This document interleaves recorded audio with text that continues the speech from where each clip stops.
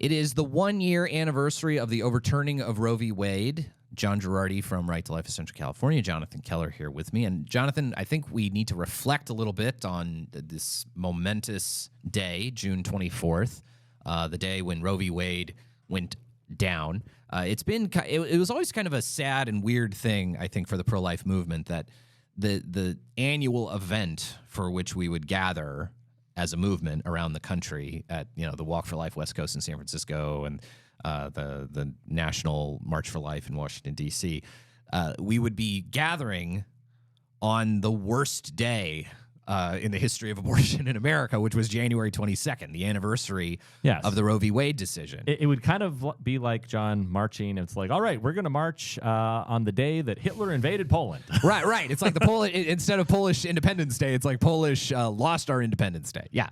So it always sort of struck me as odd that we did that. But we are now in a new era for the pro-life movement where we are able to celebrate. We're able to celebrate something great, which is the overturning of Roe v. Wade.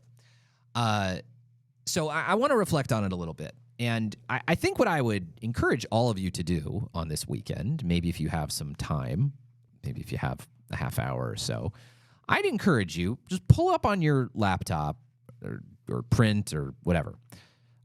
Print off, just do a Google search for Justice Alito majority decision Dobbs.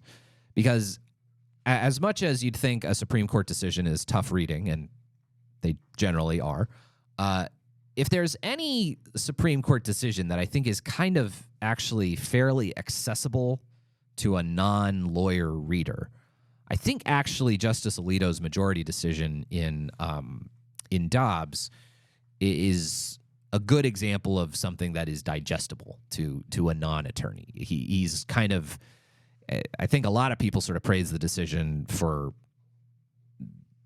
obviously for what it did, but also for he's a very clear writer, Justice Alito. So it's very clearly written and I think fairly easy to relatively easy to digest.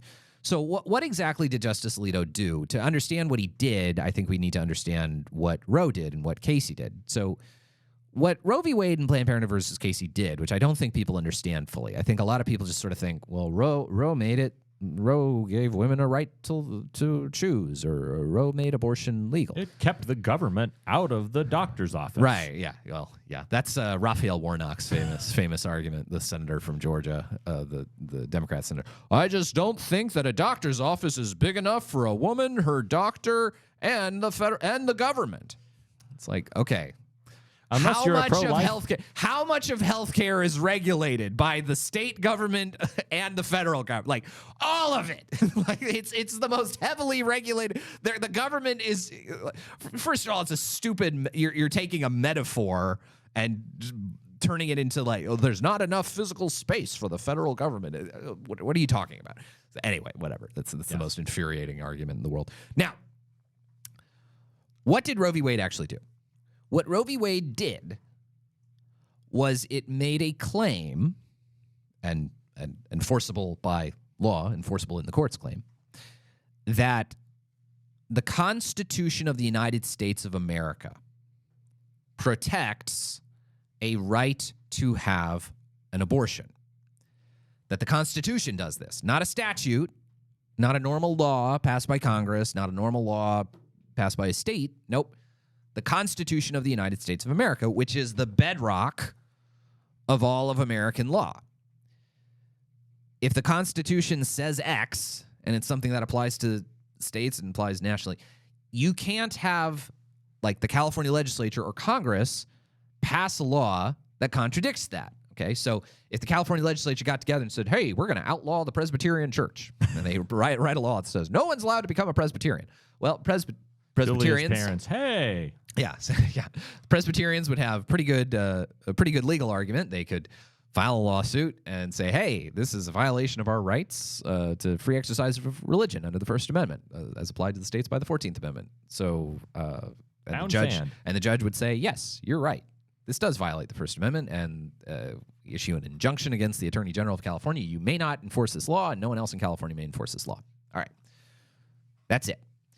So you can't have a normal law that contradicts what the Constitution says. And unfortunately, for better or for worse, unfortunately, for better or for worse, the Supreme Court of the United States is the last word interpreting what the Constitution means on a given score. And it's sort of a thing of the Constitution is often not self-defining. Okay, the Second Amendment says the right to keep and bear arms shall be infringed. Shall not be infringed. Shall not be infringed, rather. That's a big distinction there. Am I allowed to have a rocket-propelled grenade launcher?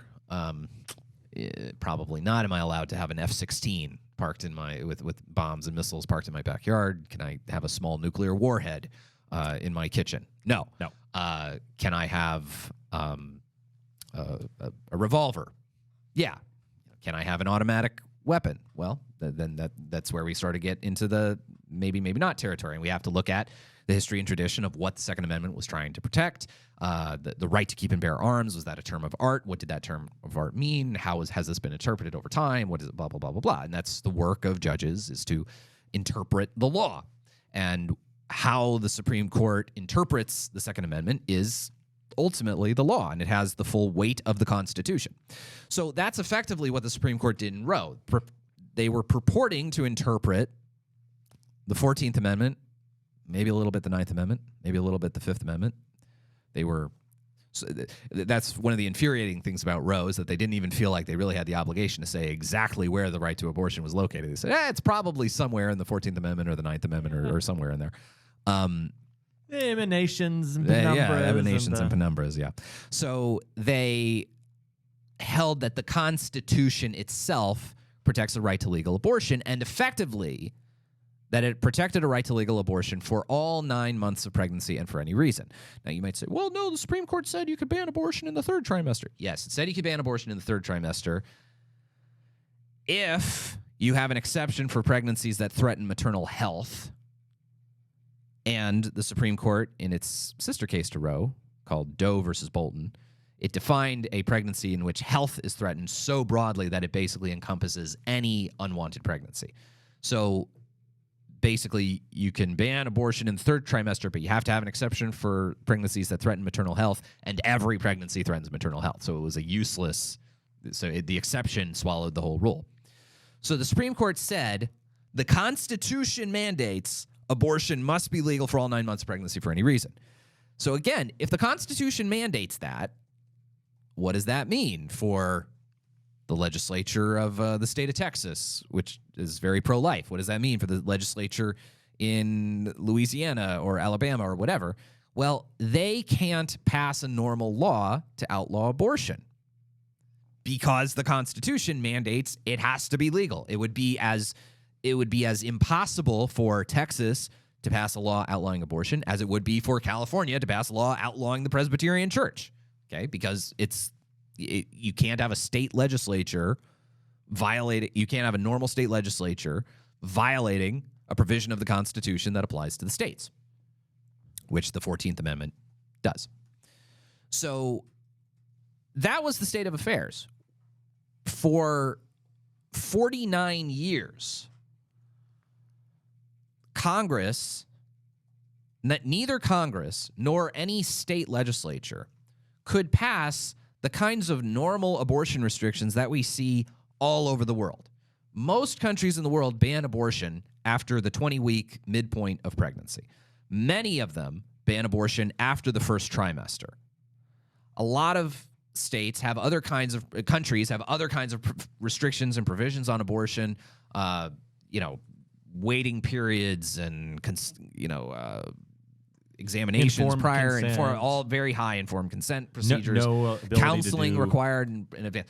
Sex selection abortions. Yeah, there are all kinds of restrictions that basically the Supreme Court said, nope, this violates someone's 14th Amendment right to have an abortion. So, in the wonderful words of Justice Kennedy, as it was reinterpreted in Planned Parenthood versus Casey, it was an undue burden. An undue burden, exactly. So Roe v. Wade happened in 1973. In 1992, the Supreme Court issued Planned Parenthood versus Casey, which kind of was the successor case of Roe, in which the court basically upheld legal abortion for all 9 months, but kind of changed its reasoning a little bit, more clearly said, yes, the right to abortion is located in the 14th Amendment.